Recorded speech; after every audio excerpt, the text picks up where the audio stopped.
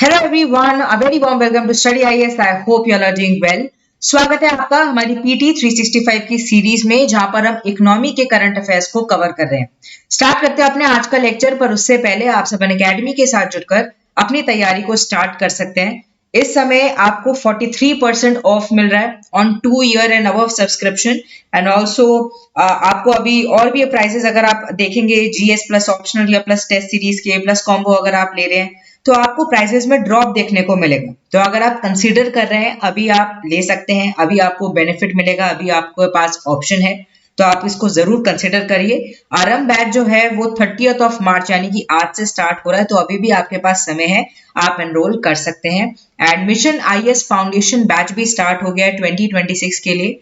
तो अगर आप जस्ट अभी अपनी ग्रेजुएशन में आए हैं एंड सोच रखा है कि नहीं हमें यूपीएससी की तैयारी करनी है, तो आप इस कोर्स में एनरोल कर सकते हैं। 3 इयर्स क्यूरेटेड प्रोग्राम है, अकॉर्डिंगली आपको तैयारी करवाई जाएगी एंड यूपीएससी प्रिपरेशन के लिए आपको तैयार करा जाएगा। ठीक है, सेकंड जीएस ऑफलाइन बैच भी स्टार्ट होने वाला है 3rd ऑफ अप्रैल से, तो आप चाहें तो इसके अंदर भी एनरोल कर सकते हैं। चलिए स्टार्ट करते हैं। आज हमें स्टार्ट करना है असेट क्वालिटी एंड रीस्ट्रक्चरिंग वाला जो पार्ट है उसको। देखो, सबसे पहला हमारा टॉपिक है नॉन परफॉर्मिंग एसेट्स का, एनपीए का। रिसेंटली क्या हुआ है, आरबीआई ने report on trend and progress of banking in India 2021-2022 में इस चीज को हाईलाइट किया कि जो ग्रॉस एनपीए की जो प्रॉब्लम थी हमारे देश के अंदर वो थोड़ी सी कम हो गई है, डिक्लाइन कर गई है 5% से, जो कि हमें एक समय पर 9% देखने को मिलती थी। तो 2017-18 में बहुत ज्यादा थी एनपीए की प्रॉब्लम, नॉन परफॉर्मिंग एसेट की प्रॉब्लम्स, बहुत सारी बैंक डूबते हुए नजर आ रहे थे, बट अब थोड़ा सा वो हमें डिक्लाइन होती हुई नजर आई है प्रॉब्लम। अब देखो, अगर हम एनपीए की बात करें, प्राइमरी एसेट ऑफ बैंक जैसे कि लोन एडवांस, ठीक है, ये सब हो गया, उनको एनपीए तब डिक्लेयर किया जाता है जब उनके ऊपर जो प्रिंसिपल आ रहा है, जो इंटरेस्ट पेमेंट आ रही है, वो ओवर ड्यू हो गई है 90 दिन के लिए, 90 डेज के लिए, या फिर 1 क्वार्टर के लिए, वो अभी तक आई नहीं है वापस जितना पैसा आना चाहिए था, उस टाइम पर इसको एनपीए डिक्लेयर कर दिया जाता है, नॉन परफॉर्मिंग एसेट डिक्लेयर कर दिया जाता है। फॉर एग्रीकल्चरल लोन ये जो ओवर ड्यू है फॉर एनपीए, ये 2 क्रॉप सीजन की है for the short duration crop, whereas 1 crop season की है for the long duration crop. अब देखो, बैंक एसेट एंड एनपीए को अगर हम समझने की कोशिश करें तो बैंक क्या करती है, बैंक पैसे देती है एज लोन, ठीक है, कहीं ना कहीं पैसा को देती है। अब ये पैसा कहां से आ रहा है, बेसिकली ये एसेट होता है बैंक का, जो भी बैंक के पास बेसिकली पैसा आ रहा है थ्रू लोन्स, ठीक है, जो इंटरेस्ट लगता है उसके थ्रू जो पैसा आ रहा है वो बेसिकली बैंक की अर्निंग होती है। ठीक है, तो ये it is the biggest asset of the bank as it generates income for the bank. इसीलिए हम इनको क्या कह सकते हैं, हम दो बेसिस पर कब कंसिडर करेंगे। एक होता है स्टैंडर्ड एसेट। स्टैंडर्ड एसेट ये है कि बैंक ने लोन दिया, कोई प्रॉब्लम ऐसी नहीं लग रही। देखो, कोई भी अगर आप किसी को उधारी दे रहे हो, रिस्क तो उसके साथ आता ही है, बट वो रिस्क ऐसा है कि अगर आप किसी इंसान को जानते हो, यू नो कि वो हाँ वापस दे देगा आपको, तो आपको इतना रिस्क नहीं है, it is less than the normal risk. ठीक है, तो एक स्टैंडर्ड एसेट जब होता है when there is no problem और does not carry more than the normal risk. पर नॉन परफॉर्मिंग एसेट वो जब हो जाता है जब ऐसा लगने लगता है कि शायद इसका पैसा वापस नहीं आएगा एंड 90 दिन से ज्यादा जो इंटरेस्ट है या फिर जो प्रिंसिपल है वो अभी तक नहीं मिला है। अब देखो, एनपीए को भी 3 कैटेगरीज में बांट सकते हैं। सबसे पहला होता है सब स्टैंडर्ड एसेट। ये स्टैंडर्ड ऑफ एसेट ये वाला होता है जब जो पीरियड होता है वो कम होता है या फिर लेस देन 12 मंथ्स तक के लिए ओवरड्यू हो जाता है, उस टाइम पर हम उसको सब स्टैंडर्ड कैटेगरी के अंदर रखते हैं। अब यही अगर थोड़ा सा ज्यादा और हो जाए, ठीक है, 12 मंथ जो है वो कहीं ना कहीं एक्सीड हो जाए, ठीक है, तो उस टाइम पर इसको कहा जाता है डाउटफुल एसेट, की डाउट में है कि हो सकता है वापस आए, हो सकता है वापस नहीं आए। अब अगर ज्यादा स्थिति बेकार हो जाती है तो उस एसेट को हम लॉस एसेट के अंदर कंसीडर करते हैं।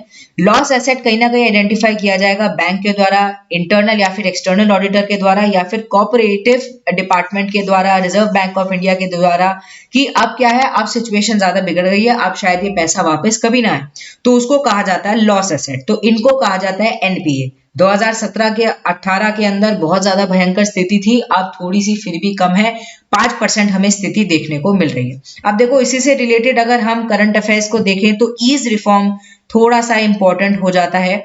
ये लॉन्च हुआ था 2018 के अंदर एंड ये इसीलिए आया था कि जो बेसिकली हमारी जो बैंक की स्थिति है उसको हम देख सकें, and they are overseen by the Indian bank association, IBA basically इसको देखती है, इन रिफॉर्म्स को देखती है। ईज 5.2 की अगर हम बात करें, it was for a common PSB या फिर हम कहते हैं जो पब्लिक सेक्टर बैंक होते हैं, रिफॉर्म लाने के लिए इसको लेकर आया गया था। ठीक है, कुछ एजेंडास को इन्होंने सामने रखा, एंड कैसे हम न्यू एज कैपेबिलिटीज को एड ऑन कर सकते हैं, कस्टमर नीड्स को ज्यादा बेटर बना सकते हैं, चेंजिंग कंपटीशन को कंसिडर करते हुए हम स्टेप्स को ले, एडॉप्शन करें न्यू टेक्नोलॉजीज का। ठीक है, इस सब ये पर्टिकुलर रिफॉर्म के अंदर हमें देखने को मिला, ईज रिफॉर्म के अंदर देखने को मिला। Bank specific 3 year strategic road map भी इसमें आया, based on the bank's business priority, and इसके अलावा business growth, profitability, risk, customer service, operation, capability development, इन सबको देखते हुए कोई भी रोड मैप या फिर कोई भी यहाँ पर इनिशिएटिव लिया जाता है। तो ये है बेसिकली ईज रिफॉर्म। इसके अलावा देखो, inter operable regulatory sandbox IORS की अगर हम बात करें, तो अभी अभी आरबीआई ने क्या किया, एसओपी यानी कि स्टैंडर्ड ऑपरेटिंग प्रोसीजर बनाए हैं, जिनके थ्रू ये जो इंटर ऑपरेबल रेगुलेटरी सैंडबॉक्स है ये बेसिकली चलेगा। अब SOPs are prepared by inter regulatory technical group on fintech, इस जो जिसको चेयर किया जा रहा है by RBI fintech department, and इसके अंदर सबके रिप्रेजेंटेटिव हैं जो इंपॉर्टेंट बॉडीज हैं, जैसे कि सेबी हो गया, ईडे हो गया, इफ्सका हो गया, या फिर पीएफआरडीए हो गया, या फिर सेंट्रल गवर्नमेंट हो गया। ये क्या प्रोवाइड करता है, फ्रेमवर्क प्रोवाइड करता है जिससे हम रेगुलेट कर सकें न्यू फिनटेक प्रोडक्ट्स को एंड सर्विसेज को, जो कि एक या एक से ज्यादा फाइनेंशियल रेगुलेटर के अंदर आ रही है। अब जैसे सेबी की बात करें, सेबी सिक्योरिटीज के रिगार्डिंग देखता है, बट ऐसा भी तो हो सकता है कोई ऐसा प्रोडक्ट, कोई ऐसा सर्विस जो कि एक या एक से ज्यादा रेगुलेटर के अंदर आता हो, तो उसको कैसे रेगुलेट किया जाएगा, उसको कैसे मैनेज किया जाएगा, इसके रिगार्डिंग इसको लेकर आया गया, इस सैंडबॉक्स को लेकर आया गया।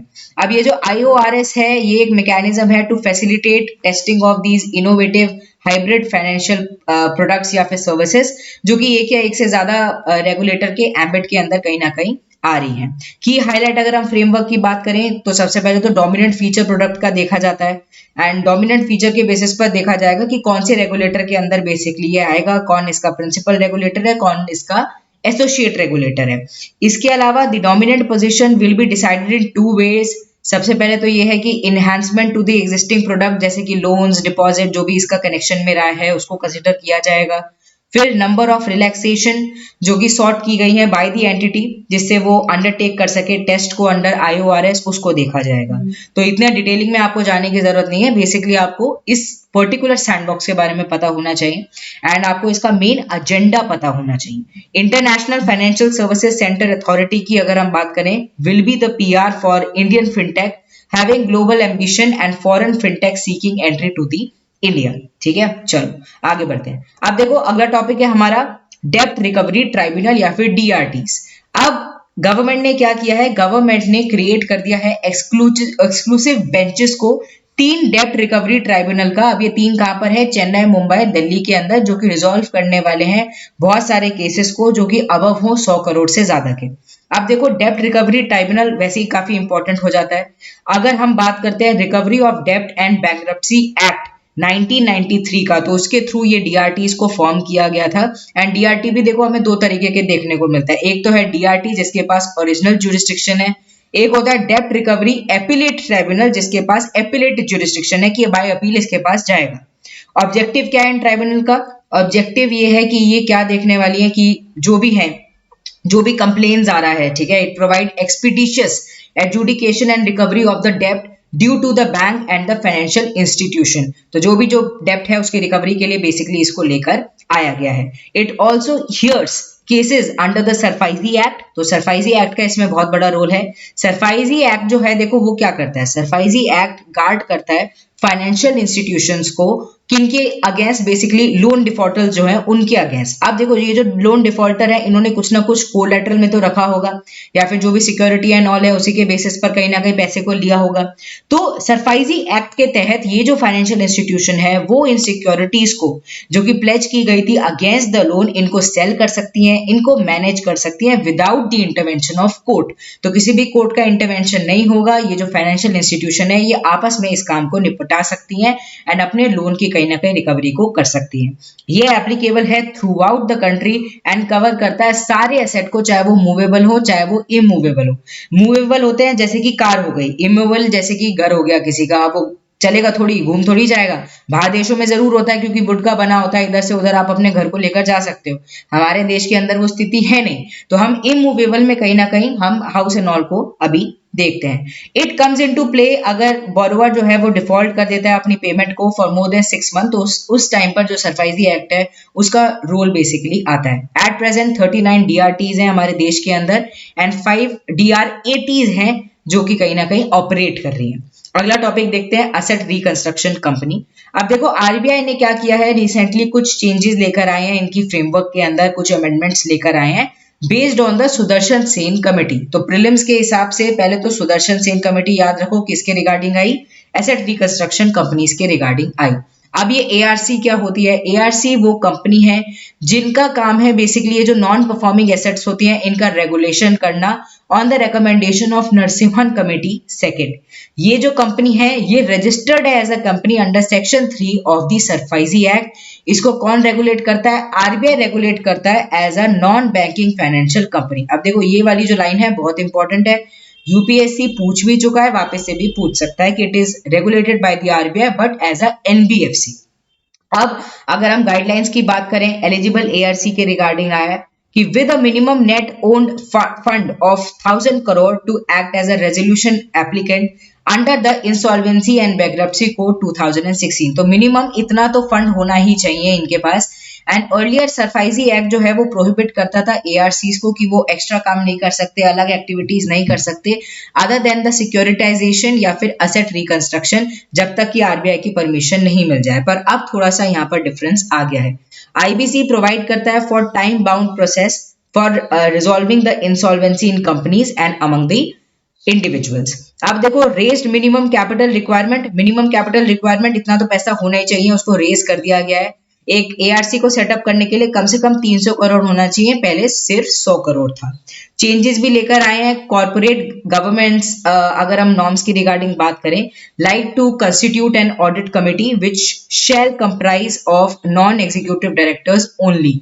तो यहाँ पर क्या है कि ऑडिट कमेटी को भी बैठाया जाएगा इन एआरसी के रिगार्डिंग। अब देखो इससे रिलेटेड न्यूज की अगर हम बात करें, national asset reconstruction company limited है, इंडिया डेब्ट रेजोल्यूशन कंपनी लिमिटेड है।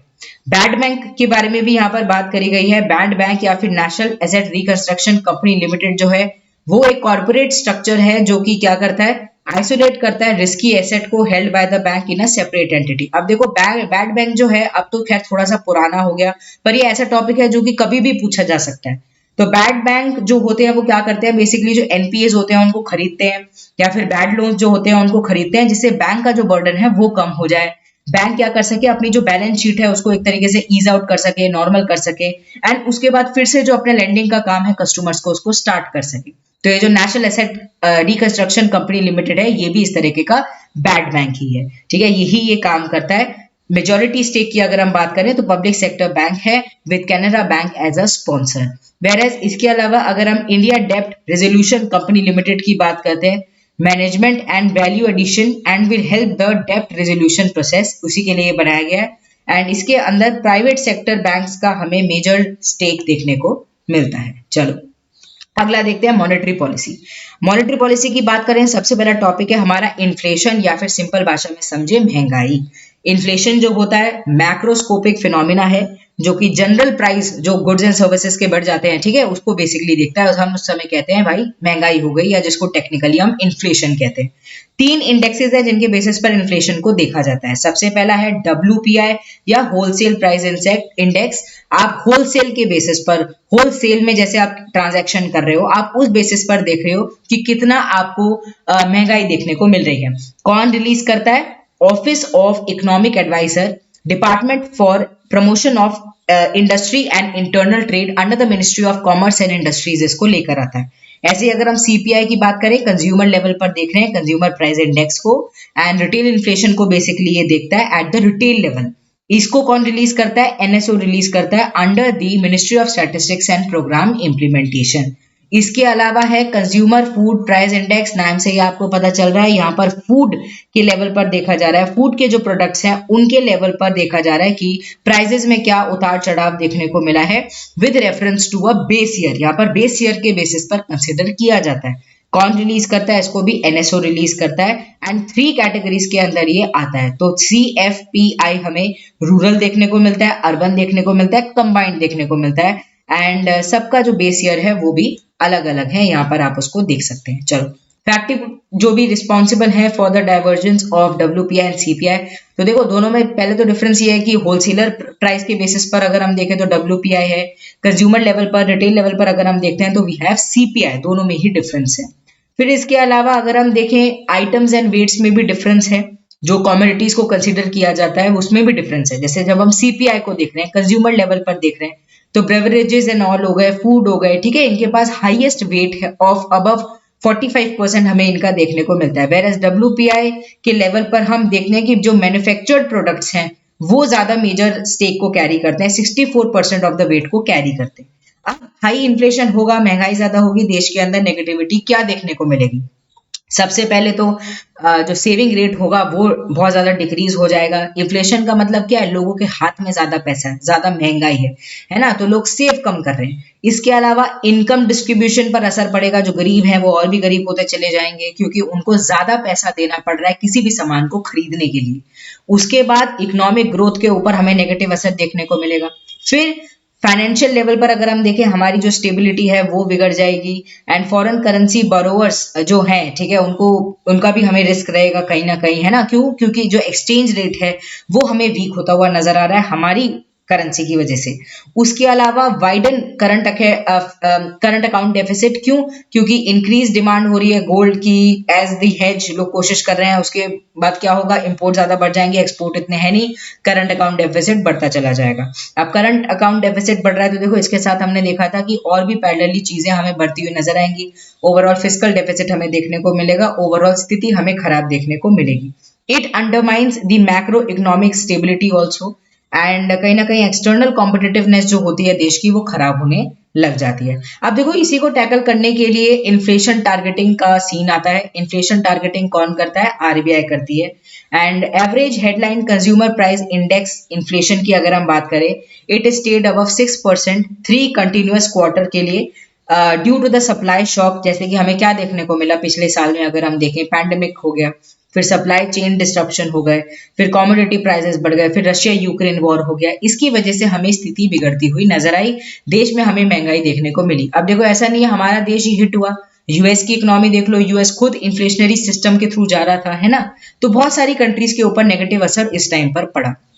अब अबाउट द इन्फ्लेशन टारगेटिंग अगर हम समझे तो देखो प्राइस स्टेबिलिटी हर कंट्री के लिए जरूरी होती है जिससे फाइनेंशियल स्टेबिलिटी बनी रहे, इसलिए इन्फ्लेशन टारगेटिंग फ्रेमवर्क को लेकर आया जाता है। सेंट्रल बैंक जो है वो स्पेसिफाई करता है इन्फ्लेशन रेट को, कहीं ना कहीं गोल बना लेता है कि हाँ इससे ज्यादा नहीं होना चाहिए या इतने से इतने लेवल तक का हम रख सकते हैं, इससे ज्यादा नहीं करेंगे, इससे ज्यादा हो जाएगा तो शायद देश में इकोनॉमिकली हमें स्थिति बिगड़ते हुए नजर आएगी।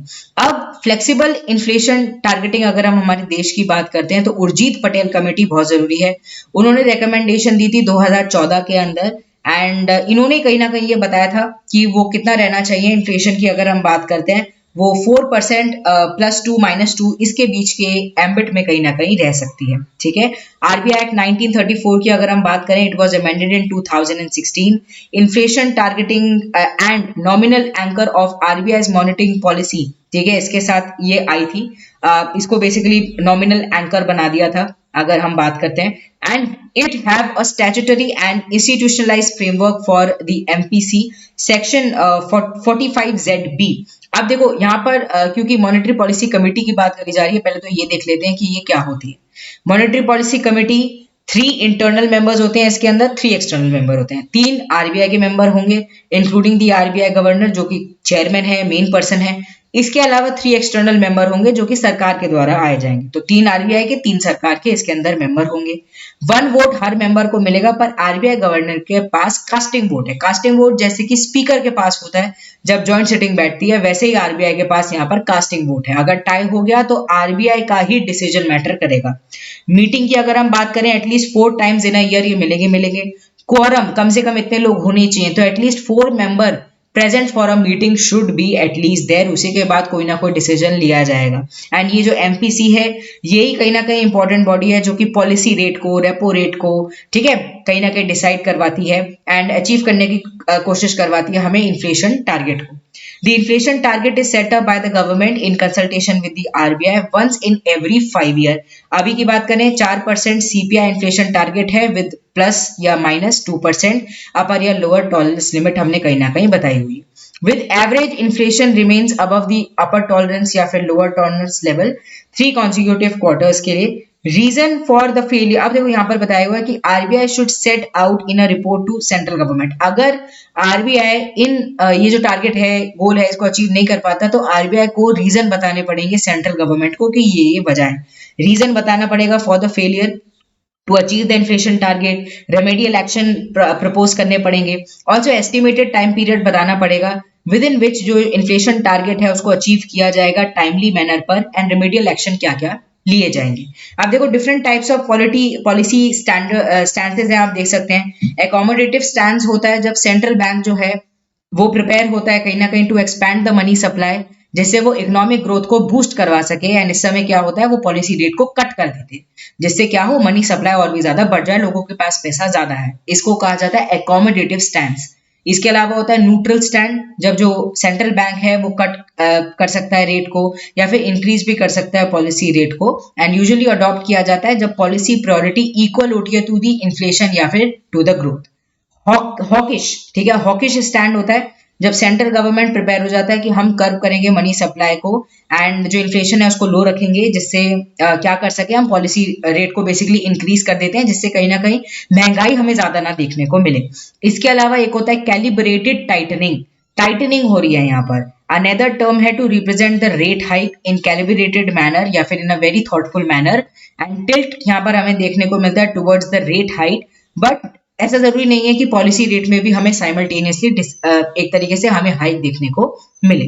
चलो, price monitoring centre, ministry of consumer affair, food and public distribution ने सजेस्ट किया कि प्राइस मॉनिटरिंग सेंटर्स होने चाहिए हर डिस्ट्रिक्ट के अंदर, अगर हम हमारे देश की बात करें, क्योंकि देश है काफी बड़ा एंड यहाँ पर लोगों का कंजम्पशन लेवल भी ज्यादा है। Centre intend to have 750 price monitoring centre होने चाहिए मार्च 2023 तक। And as per the current status 50% जो है वो सेंट्रल गवर्नमेंट के द्वारा कहीं ना कहीं फंड करे जाएंगे, 50% स्टेट गवर्नमेंट के द्वारा फंड किए जाएंगे। ओके, एंड अगर हम करंट सेटअप की बात करें तो प्राइस मॉनिटरिंग डिवीजन जो है in the department of consumer affair वो रिस्पॉन्सिबल है to monitor the prices of some essential commodity. ये मॉनिटर करता है रिटेल एंड होलसेल प्राइसेस को, spot and future prices of selected essential commodity को भी कहीं ना कहीं डेली बेसिस पर डिसाइड करता है। स्टेट सिविल सप्लाईज डिपार्टमेंट की अगर हम बात करें, in the respective state government वो रिपोर्ट करता है प्राइसेस को on the PMS app daily basis पर अबाउट 22 एसेंशियल प्रोडक्ट के लिए कहीं ना कहीं इनको मॉनिटर करता है। ठीक है, तो ये हमें करंट सेटअप देखने को मिल रहा है। 22 एसेंशियल फूड कमोडिटीज जो हैं they are monitored based on the data collected from 340 market centre across the country and to cross check accuracy. यहाँ पर ये जो प्राइसेस हैं इनको कौन देखता है, basically food corporation of India and जो नाफेड है उसका यहाँ पर बेसिकली रोल आता है। अब बेनिफिट क्या है अगर हम पीएमसी के बेनिफिट की बात करते हैं, ठीक है, तो बेनिफिट ये है कि कंट्रोल कर पाते हैं हम इन्फ्लेशन को, क्योंकि जो एसेंशियल कमोडिटी है उनके प्राइसेस बहुत जल्दी कहीं ना कहीं हमें इम्पैक्ट डालते हुए नजर आते हैं। प्रोटेक्ट करते हैं कंज्यूमर इंटरेस्ट को with respect to quality, quantity, standard, testing and benchmark. And use यहाँ पर हमें देखने को मिला है ई दाखिल पोर्टल का। ये जो ई दाखिल पोर्टल है ये ऑनलाइन आया था जिससे ऑनलाइन फिलिंग हो सके कंज्यूमर कंप्लेन का, as PMC will be able to take action very fast regarding them. And market intervention यहाँ पर हो रहा है रेगुलर रिटेल प्राइस रिव्यूज के बेसिस पर। ठीक है, तो यहाँ पर ये हमें देखने को मिलेगा, अगर प्राइस मॉनिटरिंग सेंटर्स आ जाएंगे ये हमें बेनिफिट देखने को मिलेगा। अब क्या क्या स्टेप लिए गए जिससे प्राइस स्टेबिलिटी के ऊपर ध्यान दिया जाए, तो देखो सबसे पहले स्कीम लाई गई for strengthening of price monitoring mechanism, जिससे हम process of price data reporting, monitoring and essential food commodity उसको ज्यादा बेटर बना सके। इसके अलावा मार्केट इंटरवेंशन स्कीम लेकर आया गया पल्सेस एंड वेजिटेबल एंड जैसे कि अनियन के द्वारा, अनियन के लिए क्यों, क्योंकि यहाँ पर क्या है, क्योंकि एकदम से अगर अनियन की डिमांड पे भी डिपेंड करता है, सप्लाई पे भी डिपेंड करता है। हमें अगर थोड़ा भी ऊंचा नीच हुआ तो हमें देश के अंदर स्थिति बिगड़ती हुई नजर आ जाती है, ठीक है। तो इसलिए ये है। इसके अलावा प्राइस स्टेबलाइजेशन फंड भी है, जिससे हम टैकल कर सके इन्फ्लेशनरी ट्रेंड को, and basically agri horticultural commodities के बेसिस पर अगर हमें इन्फ्लेशनरी ट्रेंड देखने को मिल रहा है तो प्राइस स्टेबलाइजेशन फंड के थ्रू कहीं ना कहीं हम इस स्थिति को टैकल कर सकते हैं। तो ये 3 स्टेप मेजरली लिए गए हैं जिससे हम इन्फ्लेशन अगर हमें देखने को मिलता है फूड प्रोडक्ट्स के बेसिस पर, उसको हम टैकल कर सकते हैं। चलो अगला चलते हैं, स्टैंडिंग डिपॉजिट फैसिलिटी। ये क्या है? It is the first by monthly, ठीक है, 2 बारी 1 महीने में पॉलिसी रिव्यू किया गया है। Basically first by monthly policy review आया है मॉनेटरी पॉलिसी कमेटी का। इसने इंट्रोड्यूस किया है स्टैंडिंग डिपॉजिट फैसिलिटी को as the floor in liquidity adjustment facility corridor. आप देखो ये जो SDF है ये है क्या? ये लिक्विडिटी मैनेजमेंट इंस्ट्रूमेंट है जिससे लिक्विडिटी को एब्जॉर्ब किया जा सकता है शेड्यूल्ड कमर्शियल बैंक के, ठीक है, विदाउट एनी कोलैटरल। तो अगर हमें देखने को मिल रहा है ज्यादा पैसा है, बिल्कुल ही ज्यादा हो गया है, तो इसको कहीं ना कहीं एब्जॉर्ब कर सकता है RBI। पर यह है कि कोई ऐसा कोलैटरल के बिना, ऐसा नहीं है कि कोई कोलैटरल RBI देगा उसी के बाद कहीं ना कहीं शेड्यूल्ड कमर्शियल बैंक अपने पैसे को यहाँ पर पार्क करेंगे। तो without the collateral this thing is happening, and ये फर्स्ट रिकमेंड किया गया था उर्जित पटेल कमेटी के द्वारा ही, जिससे लिक्विडिटी को मैनेज किया जाए। 2018 के अंदर सेक्शन 17 RBI एक्ट 1934 का अमेंड किया गया, जिससे RBI को यहाँ पर एम्पावर किया गया कि आप SDF को लेकर आओ एज अ एडिशनल टूल, जिससे हम लिक्विडिटी को एब्जॉर्ब कर सके। आप देखो liquidity adjustment facility, repo rate, reverse repo rate के थ्रू RBI इस चीज को करता है, लिक्विडिटी को कहीं ना कहीं सक इन करता है या फिर कहीं ना कहीं प्रोवाइड करता है ना। अब यहाँ पर ये भी है स्टैंडिंग डिपॉजिट फैसिलिटी जिसका इस्तेमाल किया जा सकता है, and it will replace the FRRR या फिर फिक्स रेट रिवर्स रेपो को ये कर रहा है as the floor of LAF corridor, and deposit under the SDF will not be eligible for CRR। पर अगर हम SLR की बात करते हैं उसके लिए ये एलिजिबल होगा। एंड अगर हम इसकी बात करें सरप्लस लिक्विडिटी जो भी कोविड-19 की वजह से हो रही है उसको मैनेज करने के लिए इसको लेकर आया गया। And other liquidity management instrument भी हैं जो कि सरकार RBI इस्तेमाल कर सकती है, जैसे कि targeted long term repo operation, open market operation, ठीक है, इनके थ्रू भी RBI कहीं ना कहीं लिक्विडिटी को देख सकता है। चलो differences between the term associated with liquidity management, ये थोड़ा सा इंपॉर्टेंट है, कंसेप्चुअल है, वैसे तो आपने पढ़ लिया होगा बट PT 365 के अंदर आया तो अच्छा है, कंसेप्ट और भी ज्यादा क्लियर हो जाएंगे। अब देखो सबसे पहले रेपो रेट समझ लेते हैं। रेपो रेट की अगर हम बात करें, ये वो रेट है जिसके बेसिस पर RBI लेंड करता है मनी को शेड्यूल्ड कमर्शियल बैंक्स को। हाँ, कोलेट्रल के अगेंस्ट ही कहीं ना कहीं ये होता है, यानी कि कोलेट्रल देना पड़ता है, एंड इससे लिक्विडिटी को कहीं ना कहीं रेगुलेट करता है RBI। इसी के अगर हम अलग देखें, दूसरा होता है रिवर्स रेपो रेट। ये वो रेट है जिसमें जो RBI है वो बेसिकली पे कर रहा है शेड्यूल्ड कमर्शियल बैंक को, जिसे शेड्यूल्ड कमर्शियल बैंक अपना जो एक्सेस फंड है उसको पार्क करें RBI के अंदर अगेंस्ट दी कोलैटरल जो कि RBI इनके पास रखेगा, ठीक है। तो ये बेसिकली यहाँ पर किया जाता है। देखने को ऐसा लग रहा है कि जैसे शेड्यूल जो RBI है वो उधारी ले रहा है SCB से, बट देखो RBI को क्या जरूरत, यहाँ पर उधारी लेने की बात नहीं है। यहाँ पर यह है कि शेड्यूल्ड कमर्शियल बैंक के थ्रू जो एक्सेस जो फंड है वो बेसिकली सक इन किया जा रहा है, and it is available at RBI's discretion only, and to control the inflation या फिर टू एब्जॉर्ब द लिक्विडिटी ये चीज करी जाती है। इसके अलावा है स्टैंडिंग डिपॉजिट फैसिलिटी, जैसे कि हमने बात करी, न्यू फैसिलिटी है जिससे एक्सेस फंड जो है शेड्यूल्ड कमर्शियल बैंक के अंदर वो RBI कहीं ना कहीं पार्क करवा सकता है, एंड ये भी बैंक के डिस्क्रिशन के बेसिस पर अवेलेबल होगा। कोलैटरल की कोई जरूरत नहीं है, लिक्विडिटी को इसके थ्रू ही कहीं ना कहीं मैनेज किया जाएगा, ठीक है। अब देखो इसके अलावा इसके अलावा है मार्जिनल स्टैंडिंग फैसिलिटी या फिर MSF। अगर हम MSF की बात करते हैं, शॉर्ट टर्म बोरोइंग विंडो है कहीं ना कहीं शेड्यूल्ड कमर्शियल बैंक के लिए। अगर शेड्यूल्ड कमर्शियल बैंक को ओवरनाइट फंड चाहिए एंड अगर कोई सीरियस कैश शॉर्टेज हो गई है, एकदम से प्रॉब्लम हो गई है, एसेट लायबिलिटी मिसमैच देखने को मिल रहा है, तो उस टाइम पर इसका इस्तेमाल किया जाता है। Its maximum limit is 2% of the bank net demand and time liability. इससे ज्यादा का कहीं ना कहीं जो बैंक है वो नहीं ले सकते हैं RBI के थ्रू पैसे को। यस, कोलेटरल के अगेंस्ट होता है, शॉर्ट टर्म लोन है जो कि RBI से थ्रू कहीं ना कहीं शेड्यूल्ड कमर्शियल बैंक लेते हैं, एंड ये जो मार्जिनल स्टैंडिंग फैसिलिटी है ये कहीं ना कहीं थोड़ा सा रेपो रेट पर डिपेंड करता है। चलो आगे देखते हैं। रेगुलेशन रिव्यू अथॉरिटी को RRA को 2021 में सेटअप किया गया था, इसको ये रिपोर्ट लेकर आई with the final set of recommendation and इसको लाया ही इसलिए गया था जिससे ये अच्छी रिकमेंडेशन को दे सके, रिड्यूस द कंप्लायंस बर्डन, जो भी बर्डन पड़ रहा है रेगुलेटेड एंटिटीज के ऊपर जैसे कि schedule commercial bank, regional rural bank, urban cooperative bank, non banking financial companies जो हैं, ठीक है, उनके ऊपर जो भी बर्डन है उसको हम कम कर सके, स्ट्रीमलाइन कर सके रेगुलेटरी इंस्ट्रक्शंस को, रैशनलाइज कर सके रिपोर्टिंग रिक्वायरमेंट्स को, ठीक है, इसके लिए इसको लेकर आया गया था। एंड ये जो है आरईज जो हैं, जो रेगुलेटरी जो एंटिटीज हैं, are the entities regulated by RBI under the RBI act 1934, the banking regulation act 1949, the payment and settlement system act 2007। चलो अब कुछ की कंसेप्ट को हम देखने वाले हैं with respect to the banking and monetary policy. सबसे पहला है काउंटर साइक्लिक कैपिटल बफर। अब देखो ये जो CCCB है, ये बेसिकली बेसल 3 नॉर्म्स को फॉलो करते हुए लेकर आए हैं। सेंट्रल बैंक स्पेसिफाई करते हैं सर्टेन कैपिटल एडिक्वेसी नॉर्म को जो कि बैंक्स के लिए होना चाहिए इन अ कंट्री। ये जो काउंटर साइक्लिक कैपिटल बफर है ये इसी नॉर्म्स का पार्ट है एंड यहाँ पर फिक्स परसेंटेज कहीं ना कहीं बैंक्स के लिए बता दी गई है कि इतना तो इनके पास होना ही चाहिए against the risk weighted loan book. अगर हम इनकी देखते हैं इन इंडिया, ये जो फ्रेमवर्क है on CCCB was put in place in 2015। Aim क्या है?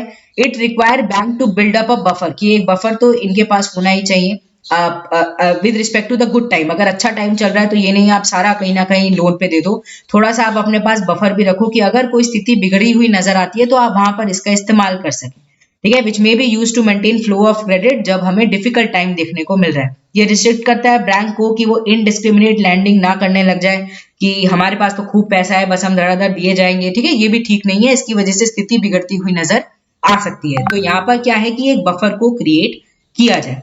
अगला देखो, अगला हमारे पास है बैंक का अश्योरेंस, ठीक है, I don't know how it is pronounce पर आप इसको ऐसे समझ सकते हैं, बैंक का अश्योरेंस, ठीक है। अब यहाँ पर क्या हो रहा है, ये एक महामिलन है किसका? बैंक्स का एंड इंश्योरेंस कंपनी का। दोनों ने एक अरेंजमेंट बनाया कि देखो तुम्हारे पास भी कस्टमर बेस है, हमारे पास भी है, क्यों ना एक दूसरे के कस्टमर बेस का फायदा उठाया जाए।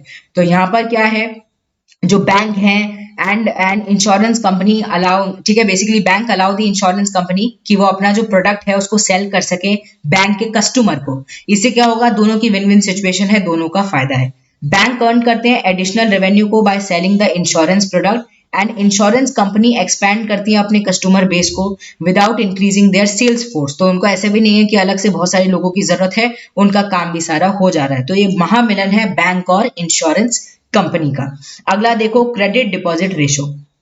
अब ये देखो, ये जो क्रेडिट डिपॉजिट रेशो है, नाम से ही आपको पता चल रहा है, ये बेसिकली ये बताता है कि कितना पैसा है बैंक के पास एंड कितना कहीं ना कहीं वो पैसा इजीली दे सकते हैं। तो CD ratio tells us how much money bank have raised in form of deposit, ठीक है, डिपॉजिट के रूप में कितना पैसा उनके पास आया है एंड कितना they have deployed as loan, ठीक है, इसको हम बेसिकली दे सकते हैं। अगर CD रेशो कम है रिलेटिवली, कहीं ना कहीं हम पुअर क्रेडिट ग्रोथ को देख रहे हैं। क्यों? कि डिपॉजिट तो इतना है पर क्रेडिट के रूप में बैंक नहीं दे रहा है। अब ज्यादा अगर लोन के बेसिस पर बैंक नहीं देगा तो अल्टीमेटली बैंक के पास इनकम जनरेट नहीं होगा, जिसकी वजह से प्रॉब्लम होगी। वेरएज हाई CD रेशो की अगर हम बात करें, मतलब स्ट्रॉन्ग डिमांड है क्रेडिट की with relatively slower deposit growth, but इससे ये है कि बैंक के पास पैसा आता रहेगा, ठीक है। चलो अगला देखते हैं प्रॉम्प्ट करेक्टिव एक्शन। जब हम प्रॉम्प्ट करेक्टिव एक्शन की बात करते हैं, ये भी पूरे साल कहीं ना कहीं न्यूज में रहा, द हिंदू में तो देखने को मिला ही। आरबीआई क्या करता है, अगर आरबीआई को कोई भी देखने को मिल रहा है कि कोई भी ऐसी एंटिटी है, ठीक है, जिसका जो रिस्क वेटेड एसेट रेशो है वो ठीक नहीं चल रहा, एनपीए बहुत ज्यादा बढ़ रहे हैं, रिटर्न ऑन एसेट भी बिल्कुल ठीक नहीं है, तो आरबीआई क्या करता है, इस फ्रेमवर्क के अंदर उनको डाल देता है एंड उसके ऊपर फिर रिस्ट्रिक्शन लगने लग जाती है। रिस्ट्रिक्शन लगती है डिविडेंड डिस्ट्रीब्यूशन के ऊपर, फिर रेमिटेंस ऑफ प्रॉफिट के ऊपर, ऑल्सो ब्रांच एक्सपेंशन वो नहीं कर सकते, डोमेस्टिक या फिर ओवरसीज बेसिक पर भी अगर वो सोचे कि हम अपने ब्रांच को बढ़ा देंगे तो आप नहीं कर पाओगे, क्योंकि आपकी पहली स्थिति ठीक नहीं है, अपनी स्थिति तो ठीक कर लो।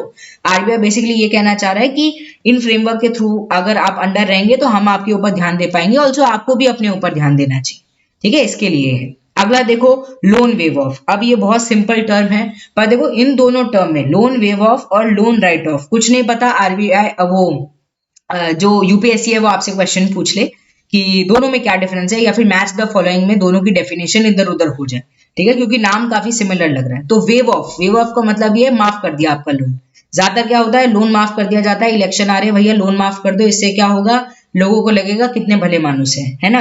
तो loan waive off provided by the government to the farmers at the time of natural calamities, इसको हम देख सकते हैं, बेसिकली कैंसिल ही कर दिया गया है आपका लोन। इसके अलावा दूसरा टर्म है लोन राइट ऑफ, ये मूवमेंट होता है ऑफ डिफॉल्टेड लोन या फिर एनपीएस का, नॉन परफॉर्मिंग एसेट का, from asset side and report it to the loss by the lender.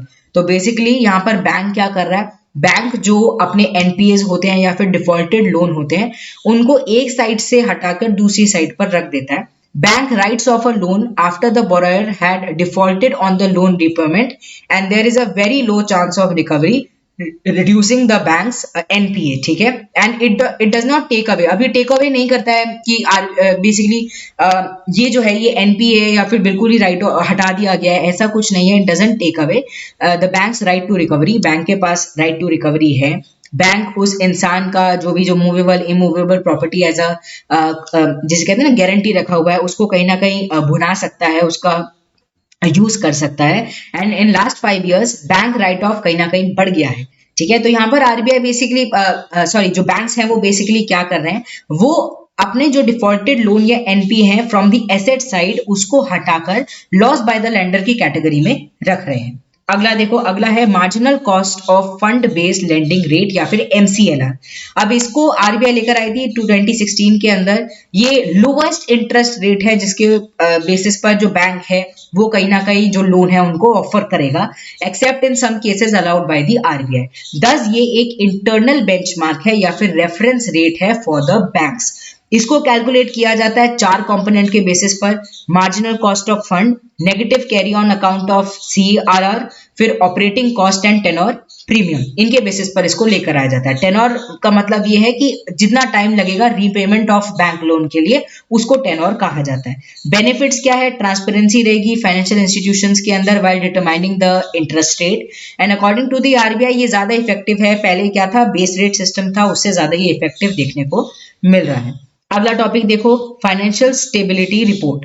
ये जो फाइनेंशियल स्टेबिलिटी रिपोर्ट है बाय एनुअल रिपोर्ट है, आरबीआई के द्वारा लेकर आई गई है एंड रिफ्लेक्ट करती है रिस्क जो कि फाइनेंशियल स्टेबिलिटी के रिगार्डिंग हमें देखने को मिल रहा है and the resilience of Indian financial system उसको ये सामने रखती है। लेटेस्ट अगर हम एफएसआर की बात करें, इसने हाईलाइट किया improved ability of banking system को कि वो मैक्रो शॉक्स को कहीं ना कहीं विदाउट फर्दर कैपिटल इन्फ्यूजन लेकर आ सके। हमारे देश के अंदर हमें इंप्रूवमेंट देखने को मिली अगर हम बैंकिंग का देखें and improved capital to risk weighted asset ratio देखने को मिला है शेड्यूल कमर्शियल बैंक का। जो नॉन परफॉर्मिंग एसेट है जैसे कि हमने अभी बात करी, पहले 9% था 2017-18 के अंदर, अभी क्या है 5% हो गया, तो एनपीए डिक्लाइन हो गया नेट। फिर प्रोविजनिंग कवरेज रेशियो जो है वो भी इंप्रूव हो गया है। तो बेसिकली अगर हम देखें तो हमारी बैंकिंग सिस्टम पहले से ज्यादा इंप्रूव हुआ है। अगला देखो, reserve bank integrated ombudsman scheme, ठीक है। अब ये जो स्कीम है ये जो एग्जिस्टिंग 3 ऑम्बड्समैन स्कीम है आरबीआई की उनको क्लब करती है, ठीक है। कौन कौन से, banking ombudsman scheme 2006, Ombudsman Scheme for Non-Banking Financial Company 2018 and Ombudsman Scheme for Digital Transaction 2019। Single window बना दिया गया है, कोई भी कंप्लेन है उसके रेजोल्यूशन के लिए not resolve with in the 30 days या फिर नॉट रिजॉल्व सेटिस्फैक्टरली, ठीक है। तो जो भी कंप्लेन्स आई हैं या तो 30 दिन में वो रिजॉल्व नहीं करी गई या फिर सेटिस्फैक्टरी आंसर्स कहीं ना कहीं लोगों को नहीं मिले हैं बाय द बैंक, एनबीएफसी या फिर सिस्टम, तो वहां पर इसको देखा जाएगा, इसके थ्रू यहाँ पर देखा जाएगा, reserve bank integrated ombudsman scheme के थ्रू इसको देखा जाएगा। एम इसका यही है ग्रीवियंस रिड्रेसल मैकेनिज्म को बेटर बना सकें, कोई भी सर्विस कंडीशन में डेफिशिएंसी है उसको हम हटा सकें and centralise receipt and processing centre को सेटअप किया गया है आरबीआई के अंदर चंडीगढ़ के अंदर for receipt and initial processing of physical and email complain in any language. तो किसी भी लैंग्वेज के अंदर जो कंप्लेन है उनको यहाँ पर एंटरटेन किया जाएगा। अगला टॉपिक देखो, अगला टॉपिक है दक्ष। दक्ष एक web based end to end application है जो कि आरबीआई लेकर आई थी, जिससे जो कंप्लायंस रिक्वायरमेंट है उनको हम कहीं ना कहीं मॉनिटर कर सके। ऑब्जेक्टिव है कि जो कंप्लायंस कल्चर है सुपरवाइज्ड एंटिटी जैसे कि बैंक, एनबीएफसी का है, वो रूल्स एंड रेगुलेशन को मान रहे हैं कि नहीं मान रहे हैं, ठीक है, इन सबको हम अच्छी तरीके से देख सकें। The application will also enable the seamless communication, inspection, planning, execution, cyber incident reporting, analysing, ठीक है, which enables anytime anywhere secure access, इसके बेसिस पर दक्ष को लेकर आया गया था। चलो अगला देखो, स्मॉल फाइनेंस बैंक SFBs की अगर हम बात करें, they are registered as public limited company under the Companies Act 2013 and इनको लाइसेंस भी मिला है section 22 of banking regulation act 1949 के तहत। एंड यूनियन बजट के अंदर 2014-15 के इसको कहीं ना कहीं बताया गया था। प्राइम ऑब्जेक्टिव इसका ये है कि फाइनेंशियल इंक्लूजन को हम लेकर आ सकें एंड अनसर्व्ड एंड डिजर्व कहीं ना कहीं सेक्शन जो है, ठीक है, अंडर सर्व जो है, नॉट अंडर डिजर्व, अनसर्व जो सेक्शन है, जिनको सर्व नहीं किया है या फिर ये फैसिलिटी प्रोवाइड नहीं है, उनको हम इसके अंदर लेकर आ सकें, ठीक है, हमारा जो बैंकिंग सिस्टम है, जो फाइनेंशियल सिस्टम है, उसके अंदर इंक्लूड कर सकें। इसके लिए स्मॉल फाइनेंस बैंक को बनाया गया and they are required to extend 75% of their credit to the priority sector lending sectors basically, है ना। प्रायोरिटी सेक्टर में कल हमने देखा था बहुत सारे आते हैं, जैसे कि सेल्फ हेल्प ग्रुप को आप देख रहे हो, एग्रीकल्चरल को दे रहे हो, एजुकेशन में दे रहे हो, ठीक है, ये सब प्रायोरिटी सेक्टर में अंदर आता है। मिनिमम पेड अप कैपिटल की अगर हम बात करें, इनका 200 करोड़ का होना चाहिए। Listing is mandatory for the small finance bank with in 3 year of their net worth reaching the 500 crore.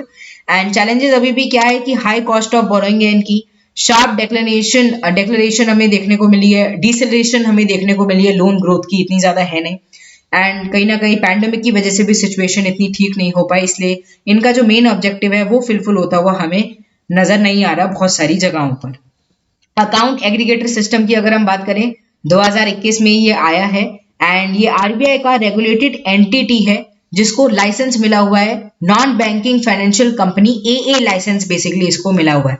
ये हेल्प करता है इंडिविजुअल को कि वो सिक्योरली एंड डिजिटल एसेस के थ्रू शेयर कर सके इंफॉर्मेशन को from one financial institution to the another. तो AA सिस्टम के थ्रू कहीं ना कहीं आराम से हो सकता है। कंसोलिडेटेड डैशबोर्ड है ये ऑल बैंक अकाउंट का of user in one place, reduce करता है इंस्टेंसेस को of misuse of account related data shared in a physical form. तो फिजिकल फॉर्म में नहीं, ये सब ऑनलाइन फॉर्म में हो रहा है। And user control data sharing है कहीं ना कहीं, as data will be shared only on users consent. तो कंसेंट के बेसिस पर ही यहाँ पर उनका जो डेटा है उसको इस्तेमाल किया जाएगा, ठीक है। यहाँ पर आप देख सकते हैं understanding the account aggregator framework, financial data access fiduciary, यहाँ पर है फाइनेंशियल इंफॉर्मेशन प्रोवाइडर, यहाँ पर है फाइनेंशियल इंफॉर्मेशन यूजर, ठीक है। ऐसे हमें इनका मूवमेंट देखने को मिलेगा। अगला देखो, cost inflation index income tax department ने नोटिफाई किया CII को for the current financial year. And ये जो CII है it is notified every year, हर साल कहीं ना कहीं ये आता है अंडर इनकम टैक्स एक्ट 1961, जिससे हम मैच कर सकें प्राइसेस को to the inflation rate based on the consumer price index. But यहाँ पर CPI अर्बन को बेसिकली कंसिडर किया जा रहा है। यहाँ पर क्या है कि 75% एवरेज इंक्रीज हमें CPI का देखने को मिला है for the immediate previous year and it is also used by the tax payer, जिससे वो कंप्यूट कर सकें लॉन्ग टर्म कैपिटल गेन्स को arising out of the sales of capital asset after adjusting for inflation. अब देखो यहाँ पर ये बताया हुआ है कैसे कैलकुलेट होगा इंडेक्स्ड कॉस्ट ऑफ एक्विजिशन को। It is equal to the cost inflation index for the year of transfer into the cost of acquisition, उसको डिवाइड कर दिया जाएगा CII से for the first year in which asset was held by the assessee और year 2001 या फिर 2002 whichever जो भी लेटर हुआ है, ठीक है, उसके बेसिस पर इसको देखा जाएगा। चलो आज के लिए इतना ही, अगले लेक्चर में हम लाइवर से बेसिकली कंटिन्यू करेंगे। अगर आपको लेक्चर सीरीज अच्छी लग रही है तो लाइक का बटन जल्दी से दबा दो, स्टडी आइज को सब्सक्राइब कर दो and do not forget to share this particular series, जिससे ज्यादा से ज्यादा लर्नर्स हमारे साथ जुड़ सके। चलो मिलते हैं कल, bye bye everyone, take care and have a wonderful day ahead.